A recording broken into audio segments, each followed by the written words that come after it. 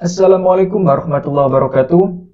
Halo teman-teman, kembali lagi dengan saya Muhammad Bakhrul Ulum. Di kesempatan kali ini saya akan berbagi tips bagaimana cara membuat CV ATS yang friendly. Jadi ini buat kalian yang baru pertama kali melihat ataupun menonton channel saya ini, bisa langsung tekan tombol subscribe-nya dan jangan lupa untuk aktifkan lonceng notifikasinya.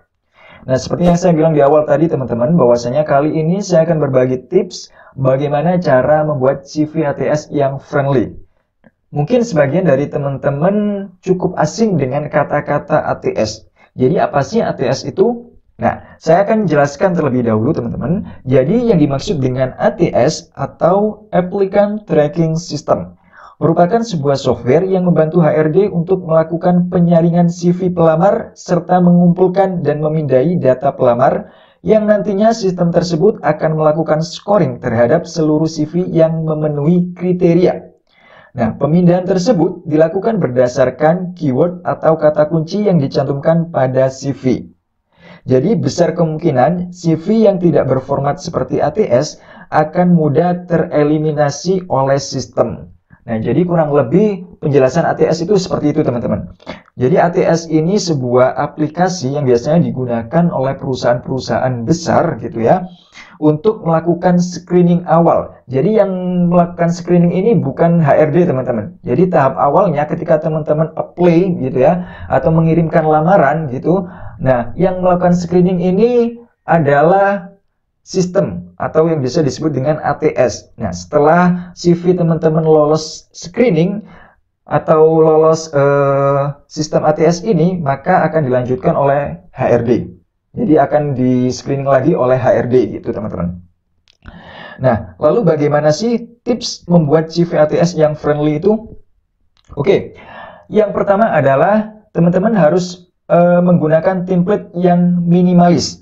Ya, jadi template yang minimalis atau sederhana. Jadi tidak perlu berlebihan dengan menggunakan berbagai desain, misalnya dari segi warna, terus penggunaan grafik, bagan dan lain sebagainya itu tidak perlu teman-teman. Karena sebelum sampai di tangan HRD, CV kalian akan melalui proses checking terlebih dahulu oleh sistem ATS. Makanya saya sarankan buat teman-teman ya, jika apply ke perusahaan-perusahaan besar gitu, lebih baik kita menggunakan CV jadul seperti ini teman-teman. Jadi yang hanya hitam putih saja, tidak menggunakan foto ataupun ikon, grafik dan lain sebagainya. Nah, ini tentunya akan membuat peluang teman-teman atau membuat CV teman-teman lebih berpeluang untuk lolos screening ATS. Tuh.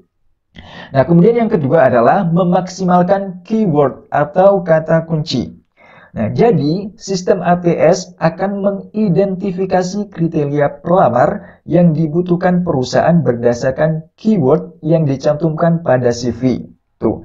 Maka dari itu perhatikan penggunaan kata pada CV teman-teman. Nah, teman-teman bisa mengidentifikasinya melalui job desk posisi yang teman-teman lamar, seperti keterampilan, kemudian lokasi, maupun yang lain sebagainya. Gitu teman-teman. Jadi keywordnya ini biasanya dari job desk teman-teman gitu ya, ataupun pengalaman posisi teman-teman sebelumnya gitu. Jadi itu merupakan keyword dari ATS, sistem ATS gitu. Kemudian yang ketiga adalah hindari penggunaan gambar, ikon, bagan, dan juga tabel.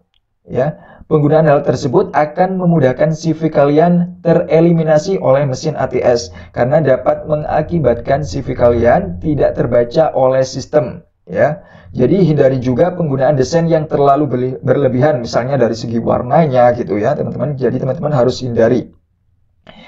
Kemudian jadi semakin sederhana atau membonsarkan ya. Jadi semakin CV kalian jadul seperti ini, sederhana seperti ini, tidak ada warna yang nyeleneh-nyeleneh gitu, maka akan berpeluang besar untuk lolos screening ATS. Itu teman-teman.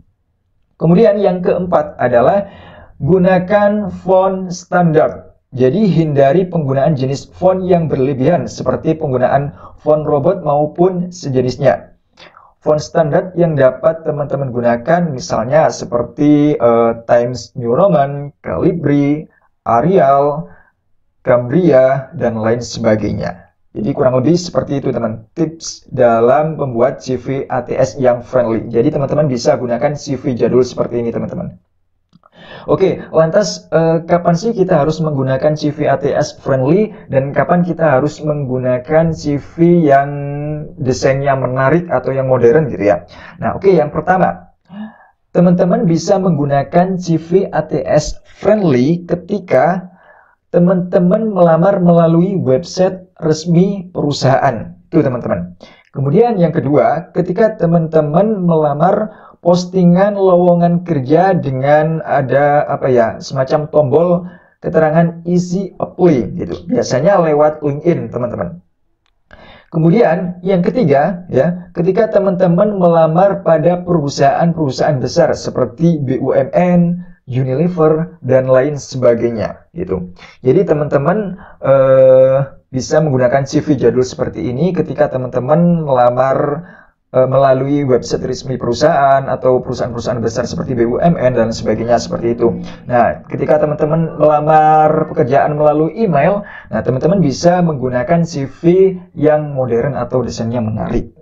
Nah, seperti itu teman-teman. Jadi kurang lebih penjelasannya mengenai tips bagaimana cara membuat CV ATS yang friendly adalah seperti itu.